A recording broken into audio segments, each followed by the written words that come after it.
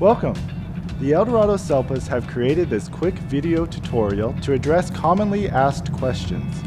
Following the tutorial, we encourage you to explore our professional learning catalog by scanning the QR code at the bottom of the screen. Let's get started.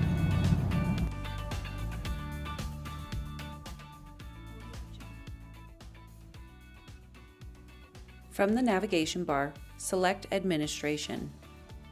Select Manage Document Library.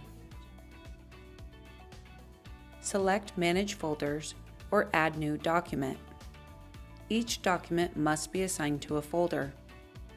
To create a folder, click Manage Folders to gain access to add a new folder.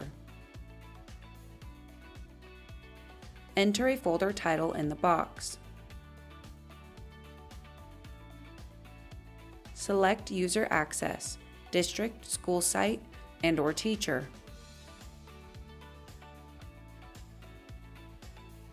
Click Add Folder. The folder now appears in the list. If you need to change access or the folder title, click on the pencil.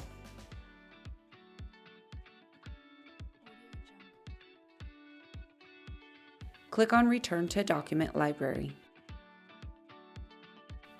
To add a document, click on Add New Document. Please pay attention to the file types allowed in the doc library. Enter the document title. Click the Choose File button. Select the document from your computer you wish to upload. Click Open. The name of the document now appears to the right of the Choose File button. Select the folder where the document will be stored from the drop-down list. Select the user access for the specific document. If you wish to link supplemental forms to the future IEP, you may click the Link Form to Future IEP box.